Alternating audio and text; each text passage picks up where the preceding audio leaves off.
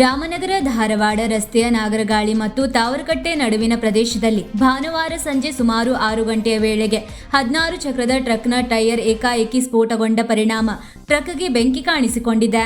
ಬೆಂಗಳೂರಿನಿಂದ ಗೋವಾಕ್ಕೆ ಫ್ಲೈವುಡ್ ಸಾಗಿಸುತ್ತಿದ್ದ ಈ ಟ್ರಕ್ಗೆ ಬೆಂಕಿ ಹೊತ್ತುಕೊಂಡು ಕೆಲವೇ ಹೊತ್ತಿನಲ್ಲಿ ಸಂಪೂರ್ಣವಾಗಿ ಭಸ್ಮವಾಗಿದೆ.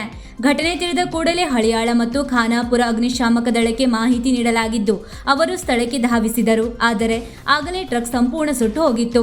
ಟ್ರಕ್ಗೆ ಹೊತ್ತಿಕೊಂಡ ಬೆಂಕಿ ಹತ್ತಿರದ ಕಾಡಿನತ್ತವೂ ವ್ಯಾಪಿಸುತ್ತಿರುವುದರಿಂದ ಆತಂಕ ಸೃಷ್ಟಿಯಾಗಿತ್ತು. ಹಳಿಯಾಳ ಮತ್ತು ಖಾನಾಪುರ ಅಗ್ನಿಶಾಮಕ ದಳದ ಸಿಬ್ಬಂದಿ ತಕ್ಷಣ ಕ್ರಮ ಕೈಗೊಂಡು ಬೆಂಕಿಯನ್ನು ನಂದಿಸುವಲ್ಲಿ ಯಶಸ್ವಿಯಾಗಿದ್ದಾರೆ.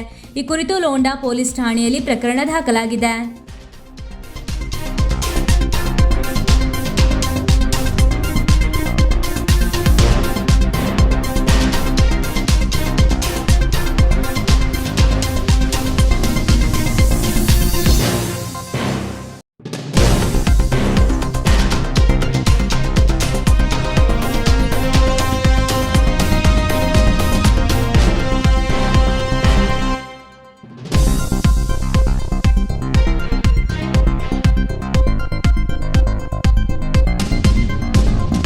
ವೀಕ್ಷಕ ಮಹಾಪ್ರಭುಗಳೇ, ನಮ್ಮ ಚಾನಲ್ ಅನ್ನು ಸಬ್ಸ್ಕ್ರೈಬ್ ಮಾಡಿ, ಶೇರ್ ಮಾಡಿ, ಪ್ರೋತ್ಸಾಹಿಸಿ.